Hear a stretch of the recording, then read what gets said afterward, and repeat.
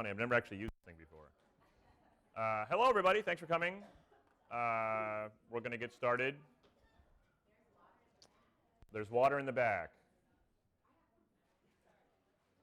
Hello. Thank you all very much. I'm standing here now, but really we ought to give credit to Lisa and Sabrina for really driving this. So I'm going to get up here, talk for a little while about some stuff, and then hand it over to those guys who are really, I want to thank them for the idea and leading the intellectual energy behind this thing, and Sabrina particularly for all the research.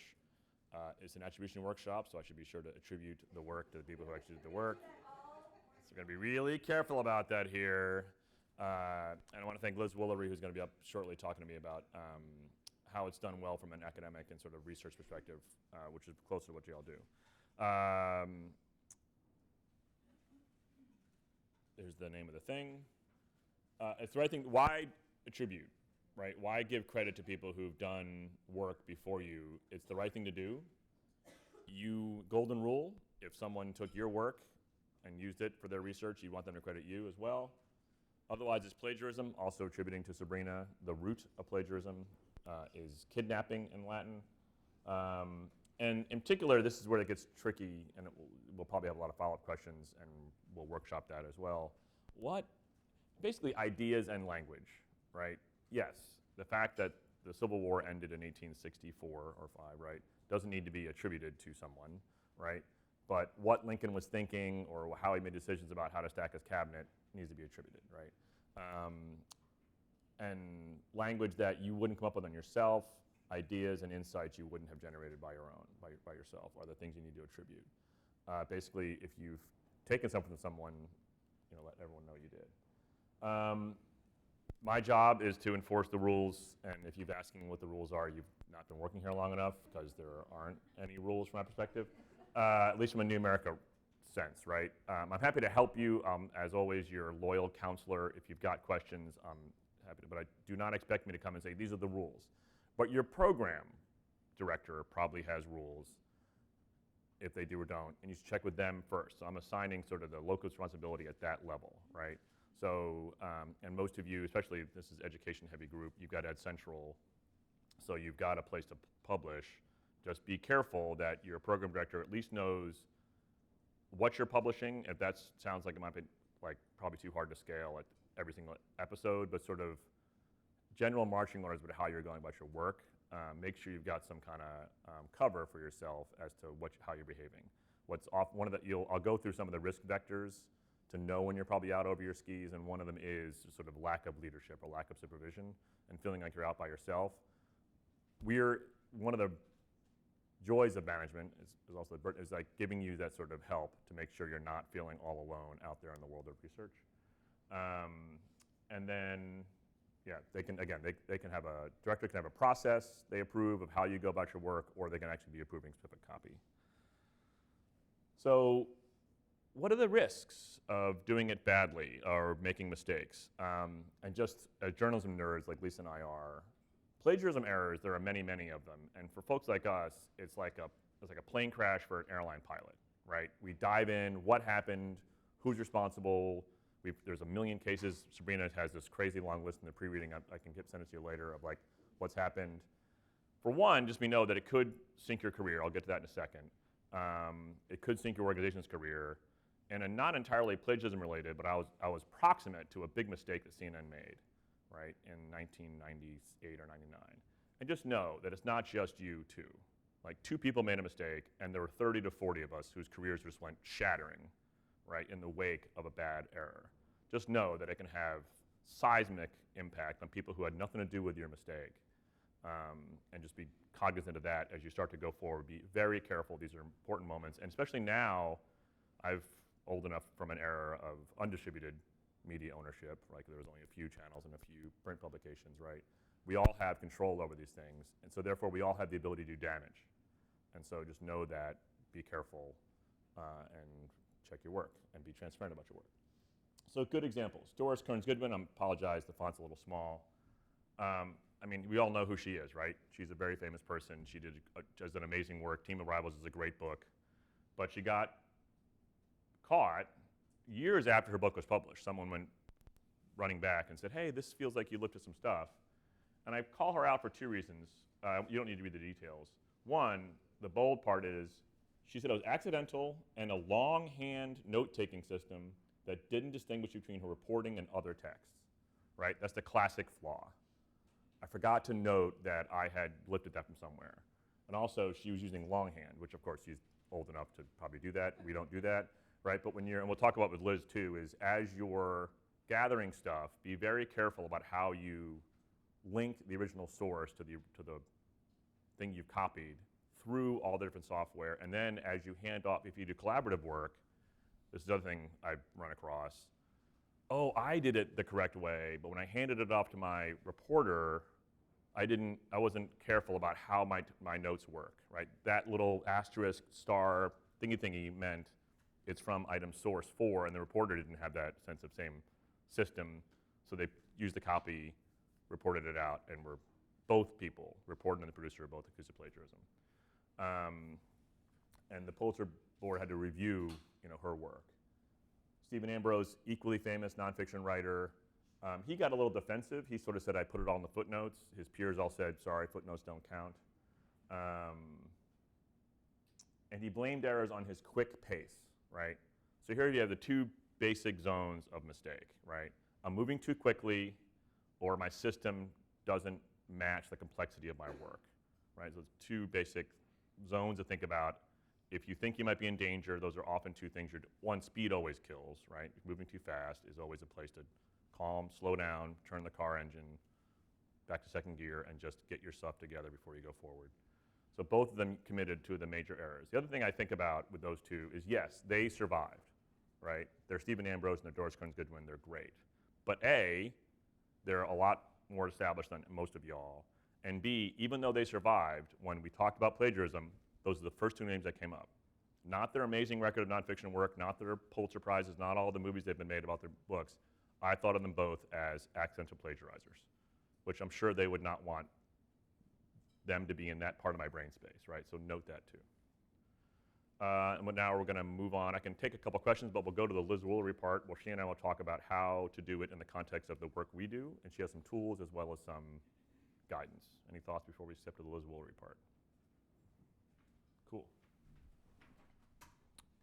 How about that, by the way? They put our names on the seat. I know. To make sure we don't screw this up. So Lisa's here, and Sabrina's there. So I need a clicker. So can you talk through a little bit the tools you use, and then I can ask you a couple of questions about why you use them. So I think kind of for me, so a bit about my background.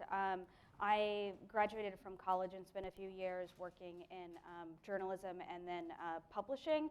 And since then, got my master's degree and I'm enrolled in a PhD program, having done like a significant amount of academic research. So between the kind of journalism publishing background and the academic side of things, citing my sources has become an incredibly important part of like my life and just part of my day-to-day work, even at OTI. So for me, the biggest takeaway has been just identifying a system and using it, a system that works for me and using it consistently. For me, there's a tool that I use that has made everything infinitely easier. This tool is called Diigo. It's D-I-I-G-O. It's a Chrome extension. It's also a mobile app. And it's basically a web annotator. And there are a handful of other pieces of like web annotation software tools that are out there that do similar things. This one happens to suit my needs the best, but it is a tool that has, for me, ensured that anytime I am pulling material from an online source, that the citation stays with the material, that the actual content and the citation stay together and they don't get separated. And so I've got a couple of screenshots that just kind of walk you through how this works. This is not a pitch for this particular software, but it is an example of an approach that I have found that has been very successful. So this is a blog post from Twitter. This is related to some work that I have been doing on transparency reporting around government requests for user data. I want to find a way to keep track of updates to transparency reports as they happen. So there are a couple of pieces of information that, using this tool, I have highlighted. One of them is the date, that's significant to me, and another one is just this little note here about some new content that they've added. Yeah. I don't. You can. Also, if you have, I think, an academic email address, you can get a discount. And when Fuzz and I were looking at the tool yesterday, you can still share it with any number of people without having to upgrade. So it can be good for team use, even just with like the basic package. Can you annotate on the pages? Yeah, you can. So you can kind of see here. Question was, can you annotate on the pages for anyone on the phone? You can kind of see here, there's this sentence that says, one area we're pleased to introduce, and there's this big red arrow, and that red arrow is pointing to a pop-up box that presents me with an option to highlight the text, and or to place a comment, and or to share that piece of text right away. So for now, I've just highlighted the text, but I could do any of the other things as well. And once I've highlighted the text, I can go into this tool. This is just the web app, and the homepage for the tool is my library, and it's got anything that I've highlighted is automatically pulled into this tool, and it's presented for me in my library, and it's sorted by source, and each source and citation sticks with the piece of content. Then I can take all of that content and drag it and drop it into an outline, and again, really important, it keeps the citation and the sourcing as a link next to it. There are a number of other tools. You can see, like it says blog.twitter.com, then go back to each way, right? Blog.twitter.com, and that's there, and then the original one is the blog, Twitter's blog, right? Yeah. So the link tracks with, as she pulls it around, it doesn't lose the link. Yeah, so we started here. Those two pieces of content that were highlighted got pulled into here. And then I'm using them and dragging and dropping them into an outline, and the link is appended to the end. And it does that automatically. So for me, it's been a really useful tool. Again, like I said, there are a number of web annotation tools and pieces of software out there, but the biggest thing for me is just finding a system or a tool that works. I can personally recommend and vouch for this. And outside of tools, I've also turned to basic things like color coding to ensure that I don't mix up my own notes and my own writing with a quote that could be copied and pasted from somewhere else. And I'm pretty good about using footnotes even in my notes documents. They don't have to be cited to be useful. I can just drop a link in there and it still helps. As an important note we talked about too is that don't be burdened by the style of the footnote in the research phase. Just make sure you link to the footnote itself, and you can clean it up for formatting when you're finally delivering the paper. Just make sure you have the footnotes going. How do you share it with other folks? Do you use this same tool? So there are a couple of different ways. Using Digo, I can share my outlines or other notes in here directly with an individual. There's a link up in the top right corner that is a link that I can send to anybody, and they can access this. When it comes to kind of more collaborative documents, what comes to mind is, the example that comes to mind is a paper that we published in January that was an internet freedom agenda for the Trump administration. We had 3 primary authors in addition to a number of pieces of content and outside sources and citations and conversations. And we essentially basically just started a Google Doc with a table where we could, in one column, tag content with the section that it was going in, and in the second column, we used the quotes, and everything was footnoted. We didn't format the footnotes. They were just links to the PDFs or links to the speech name if it was a speech that didn't make sense to link to. And so that ended up being incredibly useful, just going from person to person as we collated and accumulated a bunch of different quotes from dozens, if not 100 sources. We could then just go through and pretty quickly identify the ones that we wanted to use. You could copy and paste. you made sure when you were copying and pasting that you got that footnote in there and you were good. You were never going to lose track of something. Is there a risk that changing tools that stuff doesn't come, like when you copy and paste from certain, even word processing, the hyperlink just dies on the move over, right? Yeah, I think there's always going to be some risk of incompatibility, which is why I say it's not just important to find a tool that works for you, but a tool that consistently works for you and that you will use consistently. I find like I can get like shiny object syndrome. I can get really excited by like an Evernote upgrade or something that I come across on Reddit that looks like an awesome extension, and I'll give them a try for a day or two, and then I just like stop using it, and that's a problem. That does not help create consistency in the end and over the long term, especially if you're working on content or topics that you intend to spend your career working on. You want something that you can go back to and reliably go back to for an extended period of time. And for those of you who also doubled up and came to the libel workshop, you recall the advice there was, if you have a system, stick with the system, right? A system of note retention, a system of attribution retention. When you're challenged on those things, if you've got an inconsistent system, it's harder to answer to those challenges, right? Like, I was doing that on Tuesday and that on Wednesday and that on Thursday. You can imagine if you're literally in court or just being interrogated by the media, your ability to say, like, I have a system is better if you have a system, right? So stick to it. Does that make sense? Yeah. Anything else we didn't talk about you wanted to mention? No, that's the big stuff. Really is just have a system and use it consistently, whatever it may be. Wikipedia has an awesome web page of web annotation software. Digo is listed on there, as are another dozen or so. I think it's actually the web annotation page if you want to find it. And I probably won't be able to stick around much longer after this, but I'm happy to answer questions the rest So you of the have Liz week. for a few moments. Yeah. Any other questions for Liz?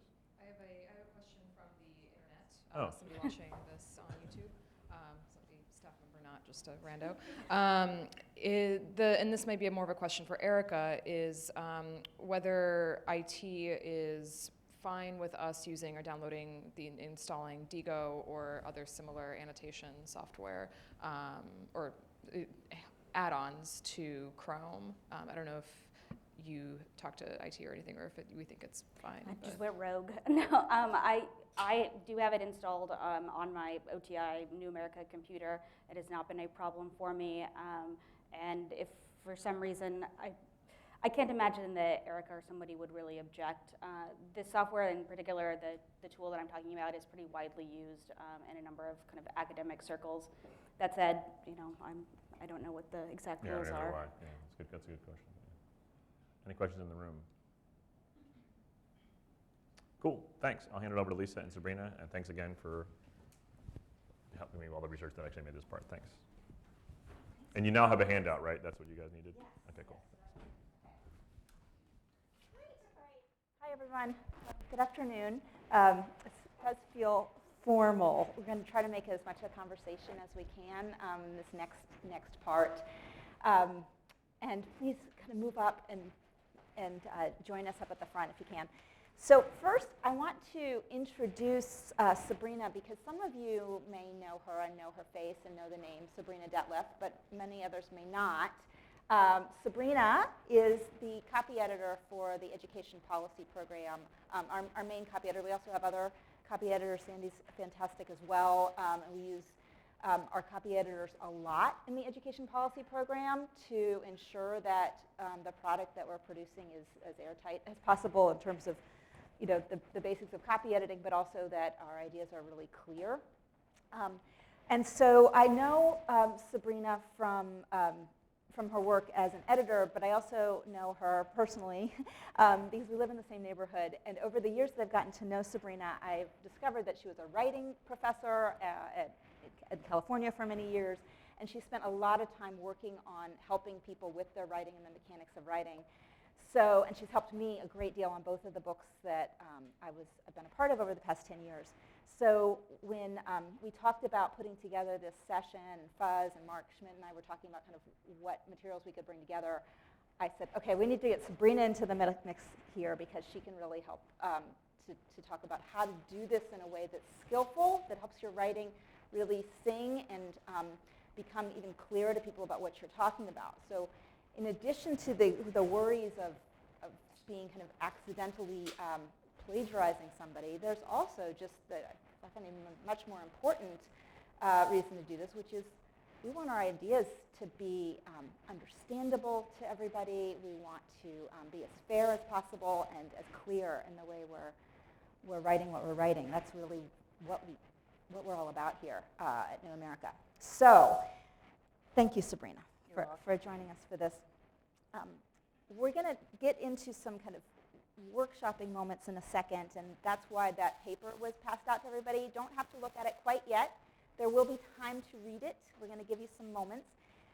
Before that, I did want to have Sabrina describe an analogy that she's used when we've talked about what it means to take someone else's idea or quote or research and then insert it into your work. So Sabrina, yes, that insight that you had about the work that we're doing was really helpful to me. I actually have two analogies. Can I Okay. mention both? Yes. Please. Okay. The first analogy, when you're using sources in your papers, is to think of yourself as the host of a pretty exciting cocktail party. But as the host, you have a responsibility to make sure that everybody knows who everybody else is. So the responsibility of introduction falls on you. The second analogy that Lisa was taken with is to think of your paper as your own personal museum. And you want to curate this museum in a way that's clear for the people who visit. Like, what are all the objects that you've selected for inclusion in your museum? Why are they there? And that's what attribution does. Yeah, so, sorry. That's okay. I know, I was feeling very echoey. I'm like, not only do I feel like this is more formal, I'm also echoing like crazy. Thank you, Simone. All right, so yeah, this curation thing is, I think, really a key way to think about this. And it also reminds me of the process of pulling your materials together. So those great examples, the kind of the tools that Liz was describing that we use now in this digital era to be pulling together our sources, they're hugely important and a way to keep track of what we're trying to knit together. But then you can't just kind of take that and cut and paste it and stick it somewhere and put a footnote at the bottom of it. You really want to curate that and to describe it in a way that helps your reader say, oh yeah, oh that's a cool concept. Oh, I didn't know this guy had that idea before this, gal had that idea. Like, those are the kinds of moments that can really help bring alive what you're trying to say. And we're talking about this not only because of the papers that we put out here at New America, but for everything, right? So our blog posts, the work that we're doing for outside publications as well, because you want to be able to deliver to your editor at the Atlantic or Pacific Standard or wherever, something that doesn't require that person to have to go, wait, who wrote this again, or what are we talking about? So, all right, so is that any kind of questions? Yeah, please, Steve. And maybe you're oh, sorry. Yeah. I have a question. Oh, and maybe. And the reason we're doing all this is because we're recording this because our hope is that this will be part of a suite of resources for people. So when I've written papers, at some point I was over-attributing. I think that's like a journalist when they first start out to, you attribute every line because you don't want to be responsible for anything. Right. But the editor of my paper said, so what I would do is, if you're reading an article and someone has a quote in it, right? Say Margaret Spelling said this, and then you're writing a paper and you say Margaret Spelling has said da-da-da-da-da, and you take it from that article and then just cite it, just do a footnote with it. Is that proper, or is that, or do you have to say, as the Post reported, or told the Washington Post, or whatever? So we may have differing kind of takes on this, and I think context does matter in that. In that particular case, if it's something that she has only said in that one time in like some long in-depth interview that someone got with her, then give credit to them. So as Margaret Spelling said when she spoke with CNN in 1995, comma, da, da, da, da, da. And that really can help the reader say, oh, okay, that. However, there's also, like Obama said a lot of things over and over and over and over again, and like, yeah. At that point, I would be, as Obama has said, quote, and then if you still want to make sure that people see that he said it's a speech that he gave in Michigan in 2008. So can I just follow up? Yeah. So the editor felt that it was very clunky just to say, keep doing that. CNN in 1995. So I was just wondering, why would a footnote not be enough for that? You're not actually taking, words out of the writer. You're just taking a quote that was in the story. So maybe we could talk a little bit about footnotes and when they. I mean, I think it's case by case. What are your thoughts on that? I think it is case by case. In your example, I feel like citing the original source of the remark is enough, because your footnote sends the reader to where to find that and more information about it if he or she is curious. But what if you don't have a footnote as an available tool? So I'm thinking about your question, Steve, in the context of writing an article for a blog or for New York Times Sunday Review, or whatever. Like, your footnotes are not available to you as a tool to cite.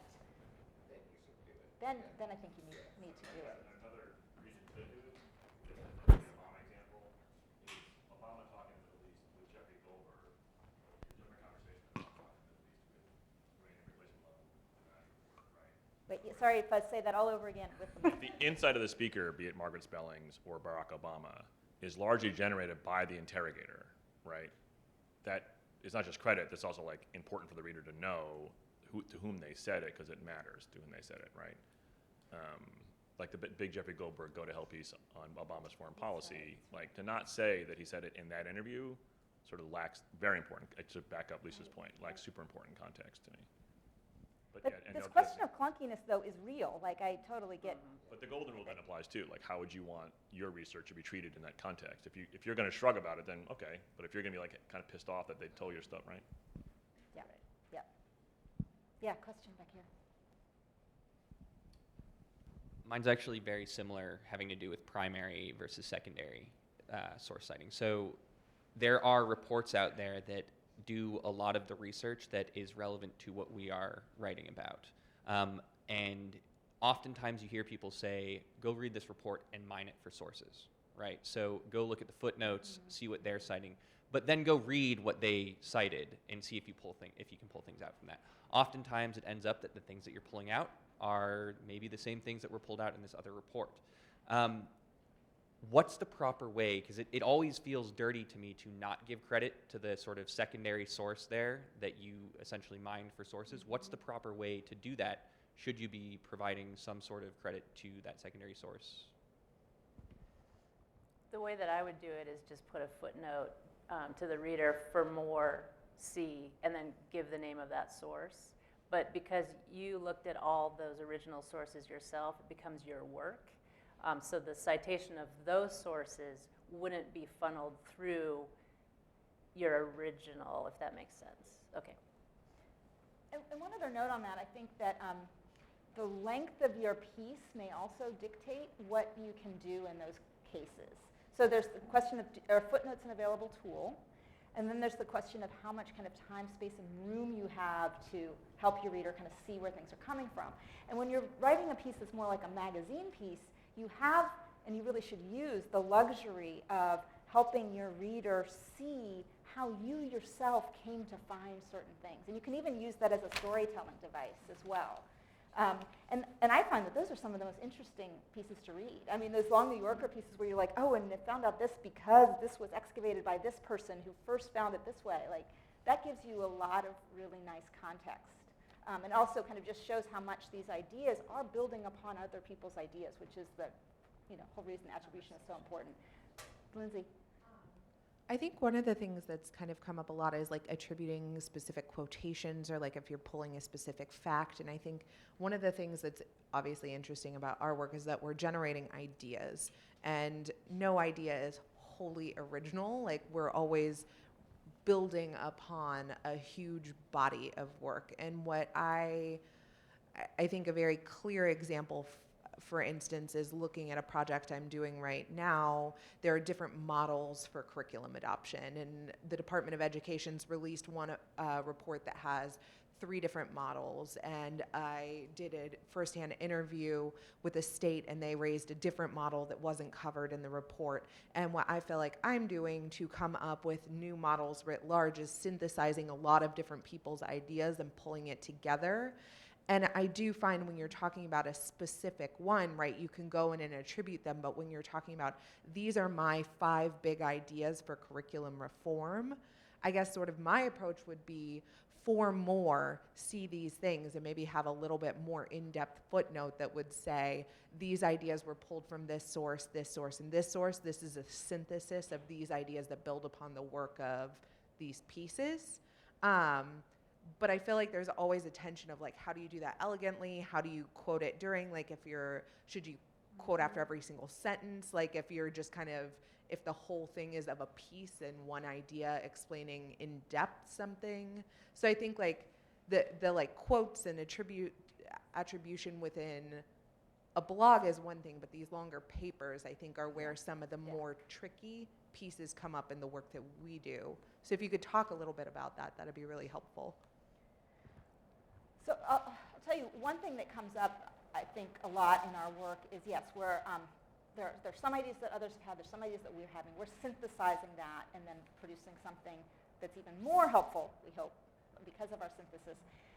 And I find that if we over-rely on footnotes, then we're still not kind of doing enough service in attribution. So my inclination in cases like this, and this is kind of abstract, that may not apply, but is to start thinking about another tool that we can use, which is a sidebar, or boxes, or materials that we can add to our papers that provide some more context to the reader. So we've been doing this a few times in some ed policy papers where there'll be a sidebar that's like, for more see, and then we'll list like 2 or 3 papers that are, seminal or key landmark pieces that have helped inform these ideas. In timelines, you can also do that a little bit by citing that some idea came from this moment in time. Using some of those kinds of tools that can also just help the reader see that, oh, okay, this isn't, this idea to like suddenly have, say, school districts do this certain thing didn't just come from this paper. It's something that over time has been written about in other contexts. I don't know if that's helpful, because I know we're getting into the abstract, which is why we're going to get to some specifics here in a second. But did you want to add anything? Or should we? No, that was good. That was Okay. helpful. Yes, Selena. So I'm a big footnoter. So, and I just, because I learned that way. And now that we're in a world where we blog, and a lot of what we publish here is on a blog, there's the hyperlink. So I'm curious to know what your thoughts are on the hyperlink. I don't think of it as sourcing, but I don't know what else to do or to advise others to do. This is a good one. I'm glad you asked that question, because that is something that I'm mulling over. I don't know the answer, but I feel that there is a distinct danger in losing your reader with the hyperlink, because you send the reader off to the Atlantic and she never comes back because she gets so interested or distracted. But that's your reader. You want to keep your reader. So I feel like the footnote is better than the hyperlink, but I also know that's not realistic in a blog post. So I am mulling this over myself. I don't tend to read blog posts. I only do policy papers. So I don't know that I can speak to what you actually should do. And I don't know, and there's another way to come at this from my point of view as someone, like if you're writing more like articles or blog posts, there's a question for me around hyperlinking that's not around whether you do it or not, but it's around how much additional kind of verbiage you need to add into your sentence before sending someone off on a hyperlink. And I don't know if this is happening to you guys when you're reading. I'm kind of curious because I'm not a kind of digital native in the way we're reading right now, right? So some of those of you who've been reading since the days of hyperlinking, for me, I don't usually click on the hyperlink. I don't want to. I just want to keep reading what I'm reading, and I don't like to get distracted. I see them there, and to me they pop out as like, oh, okay, there's something else there. That must be some kind of source. I bet maybe I'll see an article about this. I don't know, but I don't want to click on it yet. There are different ways now that people are using these hyperlinks too. Like sometimes, and what I usually rely on is whenever I have the words something like, according to research from Rutgers University, it's the according to research from that I hyperlink. Other people seem to want to hyperlink the content or the point that was made by that research, and that's what sends you off. And I maybe this is kind of I think open for discussion really in terms of what the standards are, because I don't know that we've arrived at them yet.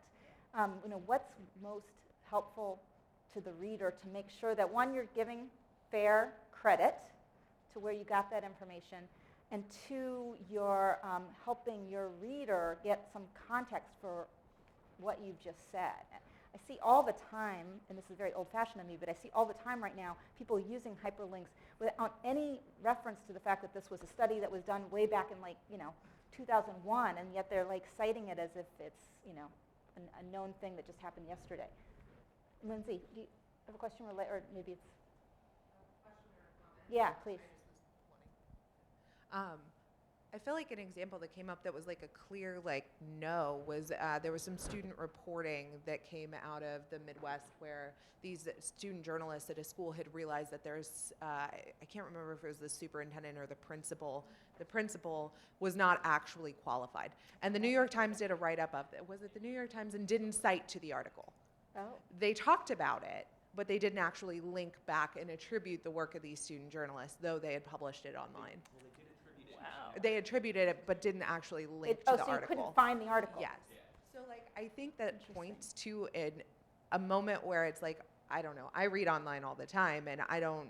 I think it would be disruptive to stop at every link and click out to it. But you want to be able to access other stories and follow up. And if I'm reading about a Stanford study that just said 80% of college students don't know how to vet sources, after I'm done reading the article, I'm going to want to go look at that Stanford research. So I feel I guess my question is, you need to give context and credit, but it doesn't seem that there are clear standards, and even premier journalists haven't figured out how to do this. But it's worth noting that rubbed people the wrong way. Yeah. Wait, sorry, what was that last? It's worth noting that rubbed people the wrong way. Yeah, people were ticked And- that they couldn't get off to the article. Yeah. And if I could add that we look at where New Americans are mentioned in the media every morning, and that happened this morning with an education policy paper where I forgot the outlet, but they mentioned the research and said it was from New America, but gave neither the title of the paper nor linked to it. Oh, right. Exactly. Yeah, Connor. Hi. So I'm a PhD and have lots of thoughts about footnotes and links and et cetera, but I'm going to just sidebar all of this for a second, because just as a technical matter, I haven't been able to figure out how to use footnotes in our new website content system. Is there a way to do it? Or it seems like that would be, at the very least, just an interesting, we can have a whole different conversation if the blog can accommodate footnotes or not. Then if it's completely off the table, then we have to really get into this links question. Yeah, does anyone else have an answer?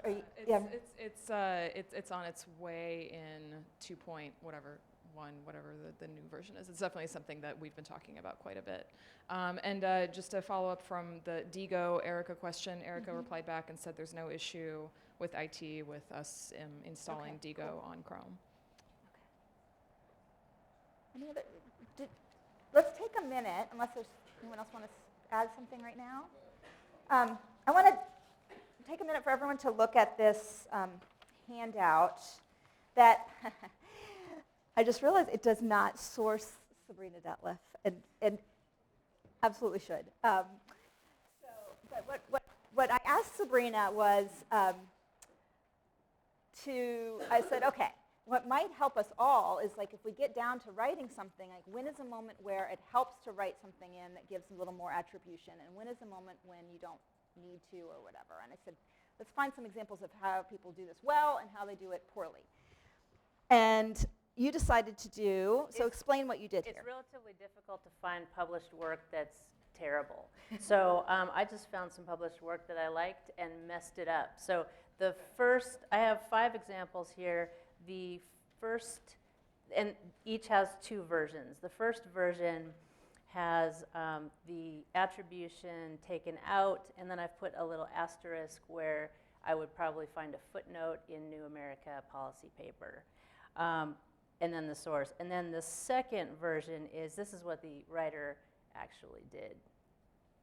Yeah, so I was thinking what we could do is why don't we just all take some like quiet time for a moment and read through the first couple of these, and then it might spur some other questions we want to ask about what we're seeing here.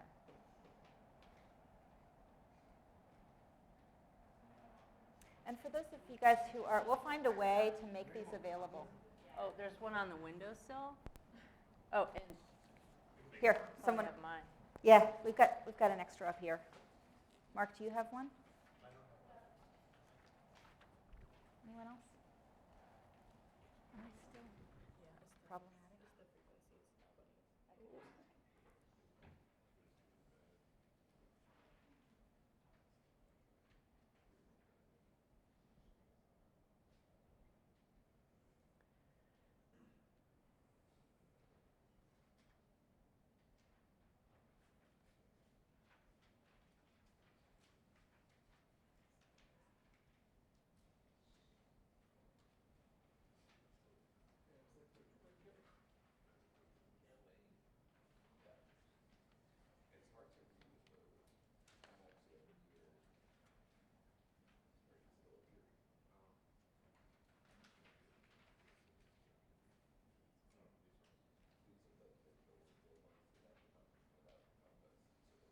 Yes, so that the highlighting that you'll see on this in the second kind of run through, the highlighting is what the writer actually did write.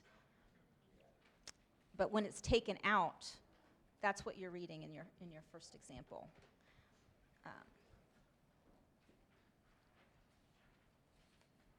So maybe for just the sake of kind of getting us started on this, I'll talk about a couple of things that I thought of when Sabrina was showing how, in this Billy Collins article, imagine if it had been done kind of poorly, as we see maybe in this first example, where you just really can't quite figure out who's saying what and what the context was for that. And For those on the phone, I'm going to go email this yeah, I was document to thinking you. that. I Okay, tried to do it great. on my phone, but it comes up all unformatted, so I'll get it at my desk. Okay, Yeah. thanks, Fuzz. How do we have any idea how many people are listening in on the phone? No, Maria? Okay. Well, and we'll also, since we're recording, we want to have this, we'll have it available for those who watch this later. So in the first one, right, this article called "The Bard of Simple Thing," The Bard of Simple Things by Linton Weeks. I mean, I have seen pieces like this where you kind of are like, oh, okay, it's just a lot of quote, but I don't really know who that person is that said it, or I don't have any context as to why this was said. But then the actual piece that was published notes who did some of the writing, and also, and this is where I was going to turn our attention for a moment, just because I've seen this myself, and I have to stop myself from doing this in my own writing. In that second paragraph of the real example, the one that starts, "I was very quickly swept up into the pleasant hospitality of the poems," says poet Henry Taylor, who teaches at American University and is a friend of Collins's. And then the quote continues, "They invite you into them." There's that moment where not only do you hear that this came from the poet Henry Taylor, so you know who's speaking, but you can get a little bit more information about who Henry Taylor is and why it was important to put this quote in there. And when I think about some of our writing here, whether it's for blog posts or for policy papers, I have come across this sometimes where there's almost an assumption that our readers know who we're quoting. And I think we need to not assume all the time, because some of our readers are new. We want new readers. And also because even those who might know like a reminder. It's nice to have a reminder that, oh yeah, this is the poet who was the friend of this other poet. Or in the case of like something that we're doing that's more policy related, like, oh yeah, that was the guy who was the deputy assistant secretary under Clinton. Yeah. You know, those things really can help your readers to understand kind of what they're reading. And at the New York Times, our rule was also that we could never, it was not correct to say something like, I'm just making this up, Henry Taylor of the University of California at Irvine. I would have gotten that sent right back to me. No, no, no, no, no. Tell me more. Henry Taylor, what is he? Is he an associate professor? Is he an adjunct? And then if I needed to actually quote more, did he write this somewhere? Who was he saying it to? Did he say it to you in an interview? Was it in an email? And so the more kind of space you're giving to someone, the more you need of that. But I think the rule that I've been trying to follow in my own blog post writing here and other articles is to, at the very least, give the title of the person and the institution, and not just rely on the institution. Yes, Fuzz. It's not just attribution, right? But again, to the other point, the reader knows more about the quote because they know more about who said it. Right, but at the same time, it's having John Updike in the previous paragraph is a reminder that if it's going to be super obvious to your reader and you know that the reader knows, you don't need to go through that. So be discerning about what your audience knows already. And that brings up audience, which is, I think, one of the harder things about the work that we do here, because we have very broad audiences and we have very narrow audiences. And if you know at the very, very beginning of what you're writing who your audience is, and it's super clear from the beginning, then all of these questions will be much easier to answer. So that's kind of just, more handouts, okay. Any other kind of, I don't know if many of you may have read ahead to some of the others or might have some comments or questions that came up as you were seeing some of these other examples of how to sort of cite things skillfully or unskillfully. Stephen? Or Steve? On C, where citing an institution unskillfully, skillfully. So the thing where it says 37 million American adults have lost some hearing, and then later you attribute it to the National Center for Health Statistics has estimated. Couldn't you just say the 37 million and then had a footnote? You completely could. Yeah. But it makes this writer's paragraph stronger that he's cited. It's not, it's not Reader's Digest that he's citing. Yeah, okay. He's citing, something that seems to have some weight behind it. That is very much the sorts of decisions that you have to make as the writer. And I guess it goes back to Steve, the question of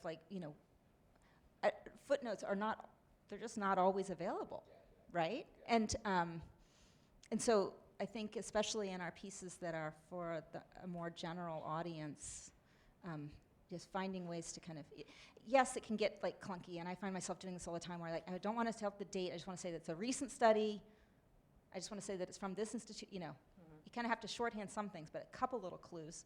Mark, did you want to add it? Yeah, I just wanted to comment on this and one other point. I think on this one of the reason this has to be attributed well is that it's an estimate.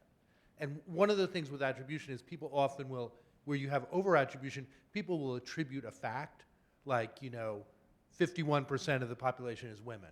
You don't attribute that to anybody. That's a fact. This is more complicated because it's an estimate and you have to gauge who's doing the estimating in order to decide whether you take it seriously or not. If it's like the Hearing Aid Manufacturers Association, maybe it's a little more dubious. Maybe they're overstating the problem. In this case, it's not. So that's why it's super important, I think, to do that one in the text and thoroughly. The other thing I want to mention, not quite represented here, but which is just driving me crazy, and I see it everywhere, is the Washington Post said today that Donald Trump's the worst president ever, and it's, no, E.J. Dionne said that, or something like that. And I don't know why people do that, attribute to a newspaper, or we hate the Washington Post, but today they managed to say blank. Internet said. I do not know why people do that, and it's got to. Can you imagine New America said? Yeah. I'm sure that happens. I know that happens. One thing I guess I was kind of curious coming into this, as I guess maybe also coming from the education program, thinking about some of the things that we've even been writing lately about how difficult not just young adults, but people in the United States find it to understand attribution and understand what's fact and what's not and make sense of what they're reading. I think there's what is stylistically like your style in writing, what is like the bare minimum you could do, and then also just as like an institution, like what do we feel it's our obligation to do for our readers? And so I know that's sort of a different question and maybe a higher bar, but I also have been thinking about that a little bit, like specifically in writing a piece about research that was saying people don't understand, even college-age students don't understand how to evaluate what they're reading. I found myself being even more meticulous about what I was citing. And it like was one of the few times where I was like, even in a blog post, thinking through at that level, like I am citing a Stanford study, I am citing a Harvard study, I am citing this research, I am drawing from this source, like, and it was probably one of the more thorough pieces that I've done. So I guess I'm wondering, like, there's best practice, there's the bare minimum, there's sort of things that are up to your discretion, but like as an institution, are there ways that we should be thinking about like our thought leadership and holding ourselves to yet a different standard? Yeah, there's a lot,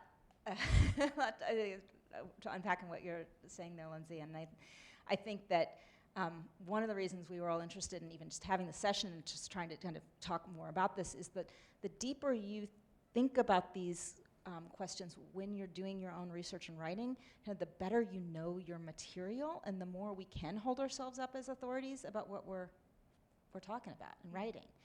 And if you are just relying on kind of someone else's report, no, yeah, they keep throwing that statistic out there that, 50% of kids aren't in pre-K, but we haven't actually like really looked at where did that come from? And, oh, okay, should I be citing this? Or, oh, wait, that's different than this. Once you start doing that, you start to understand your subject area so much better.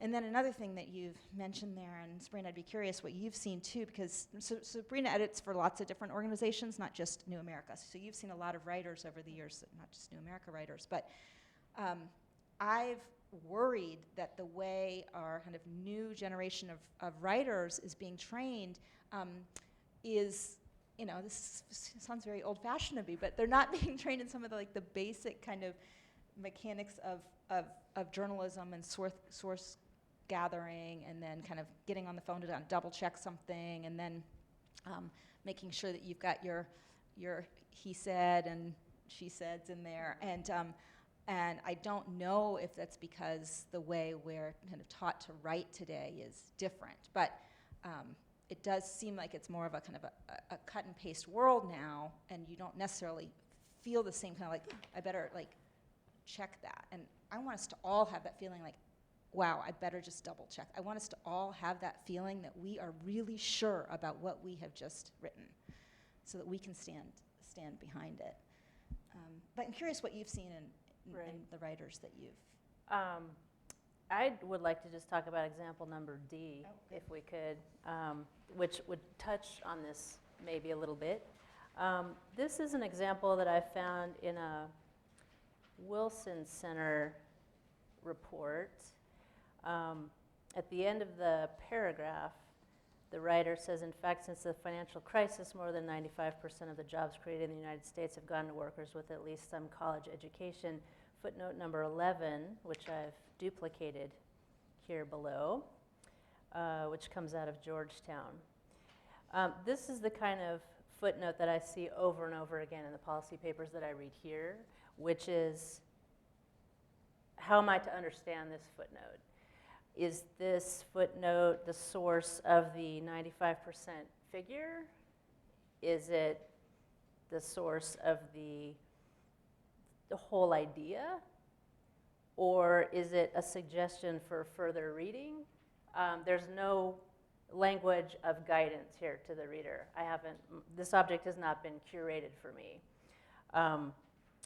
So in your own writing, you want to make sure that you're guiding me so that I understand what that note 11 is doing there. In this particular case, this writer in his long report has been very careful in his footnotes to say, for further reading, see so-and-so, so that I know that this is probably the source of that 95%, because it doesn't say for further reading. But unless you've said that for all your footnotes, you've told the reader how to interpret the footnote, the reader will feel a little bit lost, potentially. I don't know if that answers the question, though.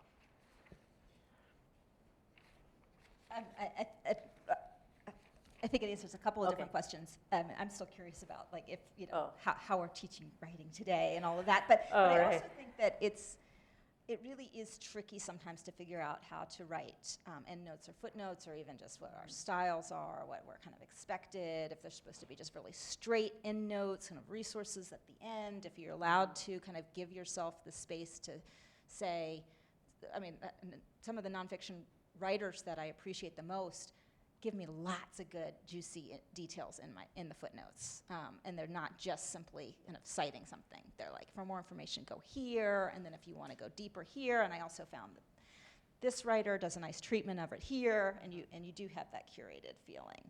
And then in this particular case, Sabrina, so under D, I'm just curious where in the actual article. No, maybe I just missed it. If you gave a before and after Oh, on this particular one. no, because There's not a in- before and after. I have Okay. just a little note. I see. Out of context, the reader might not be clear about whether the last statement is something out from the Georgetown publication, if Wilson is merely suggesting this source is a place for further reading. Because he uses guidance in his other notes in his paper, however, for further details see, it looks like this is a case where the 3 authors he cites are the source of the figure. Gotcha. But ideally, you do not make the reader guess. You provide signposts all the way through. Right. Absolutely. And then the last one is goes into some hyperlinks questions. Just back in, Maria. So my question is about, I guess, self-plagiarism, which I don't think we talked Yes. very briefly about that this morning. And yeah, just I think, you know, a lot of people think, well, how can I plagiarize myself? I can't sue myself. But I was just hoping that you guys could maybe talk about that a little bit, and what it is and how people can avoid it. And I think this is evolving, and Steve, I'd be up for your take on this as well. Yeah, I'm so glad to hear you say that. I use my stuff. I mean, I feel like it. I'm not quite sure why it's a terrible thing to do. I think if you're taking it from one publication and you're moving it to another publication, I can see where that problem, like I wrote something for the Hechinger report and then I'm putting it on our blog. But if it's, you know, one blog I wrote, you know, 5 years ago and I'm writing about the subject now, why do I need to describe something differently that's the exact same thing that I described the last time? Buzz, what's your... Two contexts that seem not relevant to this context, but just why that would come up is one, if somebody paid you to go to India, right? Somebody paid you to travel to a story, right? And you did all the reporting and then didn't attribute the people who paid you. And the academic context, you can't hand in the same work for 2 different courses you get credit. That sort of seems to be relevant, but doesn't. I agree with Steve mainly. It doesn't seem to be entirely relevant. If it's your insight, it's your insight. If you're writing it for a if you're writing for a different publication and then you're putting it in another publication, I think that's when people get. But if it's just like blog posts or, you know, yeah. This is a brand new thing to me. I didn't even know this existed until recently. I said, what? Because it really doesn't make sense on the face of it. But I think probably you would get into trouble if you use the exact same words to say something that you had already said in print elsewhere. But it's like you're carrying around those ideas. Those are your ideas. And sometimes it has to be, though, the exact same words. Like, that's what I think is so tricky about this. Like, there's certain, that's what you become known for, saying those words. You're going to say them over and over again. And then I don't think that it's such a concern. I do find it, you know, sometimes in our more academic writing, we're citing ourselves, right? In our papers, you know, we're like pulling a quote out from something else that we once wrote, and then we'll have like a block quote or something with that particular piece, and then, you know, the footnote goes to, and depending on audience and context and, you know, how colloquial you can be in your writing, you can hopefully take a little bit of liberty both in kind of footnoting that to say, you know, this is also something that we or I wrote about it back in this year in this way, or you can it just becomes kind of just very obvious to the reader that they're seeing the various sources of things that you've written over time. But sometimes I do find that we have to cite ourselves, and that feels a little weird. But to me, if we can get just to a place where the reader understands kind of where that information came from, and that we're as transparent and clear about that, we'll be doing our readers a favor and doing ourselves a favor. As a reader, I would say that I love it when I see references, notes to other New America work, because I feel like, yay, they're showing how deep the bench is here. It is a deep bench. And so when it's appropriate, I love to see that kind of reference. Very cool. Sabia, did you want to ask? So when you're writing something, making the decision to either do a footnote like in D or do something like in C, where you say the National Center for blah, blah, blah said blah, blah, blah, should you pick one of those for the piece that you're writing and do it throughout it? Or is it okay to sometimes say, this person said this, and then other times use footnotes or hyperlinks or use a combination of those things? That's a good question. The C example is written that way because it's from the New Yorker, and the New Yorker doesn't use notes, which is unlike, say, Wilson Center paper or New America paper. I think that style is really a lovely style for a reader. It's so easy to follow, and then you can also, I mean, there's all of these examples mostly lack the kind of full citation that you'd see in a New America paper. That's not here. But I feel like if you can get some of this stuff up front, it lessens the burden of the actual citation. And again, it lets the reader understand how to read that tiny little number, 13 or whatever. So we are at time. I just realized that we've gone over 1 o'clock. And thanks everybody for sticking with us through this. And I mean, Fuzz is always available to come ask questions. Steve's a great resource on a lot of these mechanics and has been doing it for a long time, like we both have. But those of you guys who don't know, Steve and I were at the Chronicle of Higher Ed together back in the 90s, back in the other century. And so, and Sabrina's a great resource as well. And then I want to point out one last one that was in the note that Fuzz said around introducing this session, and I highly encourage you to go back to this to just read through it. Steve Buttrey, who's just passed away a month ago, but a journalist down in Louisiana, wrote a blog post about all of these points and ideas, but did it in a very succinct way and really emphasized how important these skills are, especially in today's age. So I encourage you to go back and take a look at that. It was on his blog, which was the Buttrey Diary, and the title was, you can quote me on that, Advice on Attribution for Journalists. And there are many great points in here, but I'll just end maybe with the statement that he's made many times in this blog post and in others. Attribution is the difference between research and plagiarism. It's really kind of, it's at the core of what we do. So, all right, we'll close it down. Thanks everyone, and have a good rest of your day. Yep.